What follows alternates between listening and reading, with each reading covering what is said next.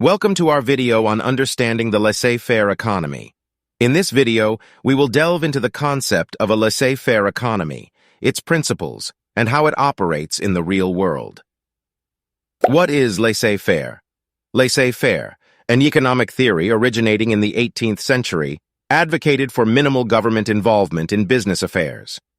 The core idea behind laissez-faire, derived from the French phrase meaning "let you do," is that limited government intervention in the economy benefits both businesses and society. Understanding laissez-faire economics is rooted in the belief that economic competition is a natural order that governs the world.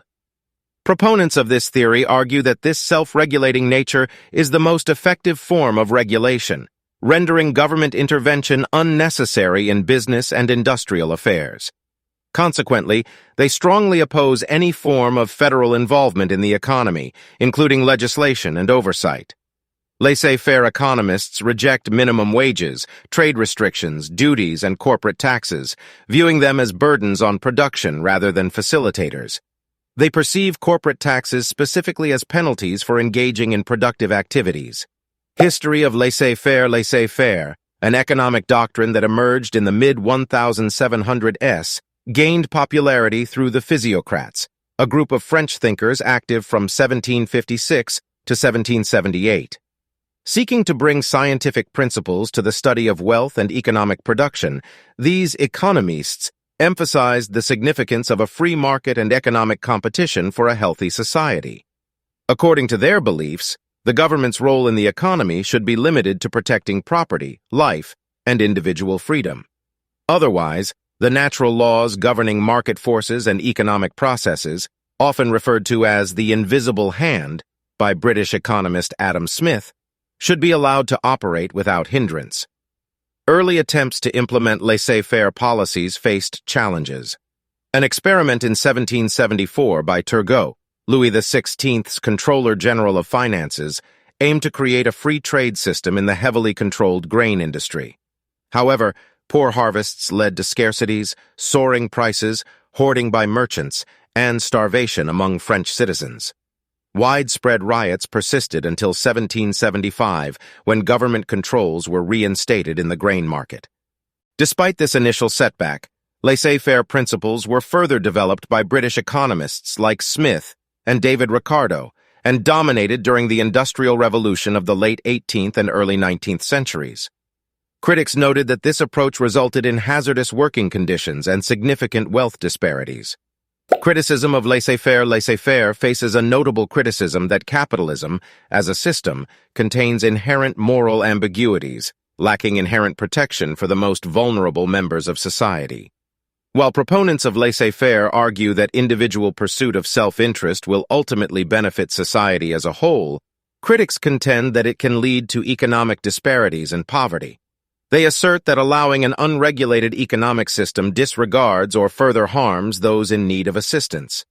Renowned economist John Maynard Keynes, active in the 20th century, emerged as a prominent critic of laissez-faire economics. He advocated for a case-by-case evaluation of whether market solutions or government intervention would be more suitable. Pros and cons of laissez-faire. Pros.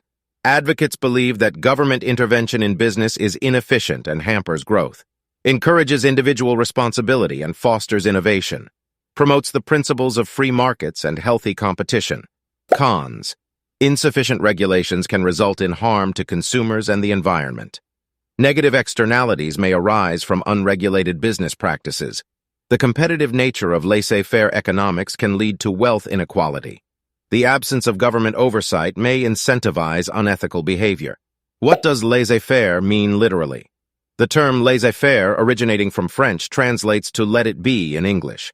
According to legend, its introduction into economic discourse can be traced back to a meeting in 1681 between Jean-Baptiste Colbert, the French finance minister, and a businessman named Legendre.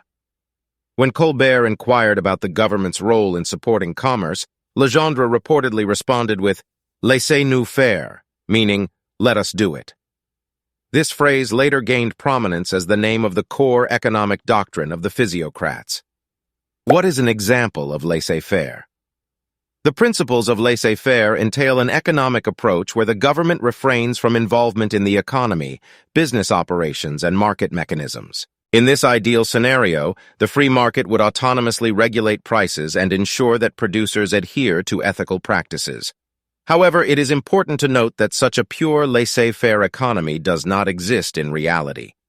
Even in countries with strong libertarian values, government regulations and interventions are present to varying degrees. What is laissez-faire capitalism? In a laissez-faire capitalist system, companies can pursue profit without being subject to government regulation or taxation. While this freedom allows for potential economic efficiency, it can also lead to negative externalities and information imbalances that enable unscrupulous behavior by producers. Proponents of laissez-faire argue that extensive and costly regulations are unnecessary because the market would naturally eliminate such bad actors. However, in reality, these bad actors may persist for an extended period. For example, if a vitamin company were to fill its capsules with sawdust instead of herbal powder, this deception may go unnoticed without government testing and regulatory oversight, which serve to safeguard consumers. Impact on society. The impact of a laissez-faire economy on society is a subject of debate. Supporters argue that it promotes economic growth and prosperity, benefiting society as a whole. Critics contend that it can exacerbate social inequalities and neglect public goods and services that are essential for societal well-being. Understanding the principles and workings of a laissez-faire economy provides insights into the dynamics of free markets and their implications on society. Whether this economic system is beneficial or not ultimately depends on one's perspective. We hope this video has helped shed light on this topic.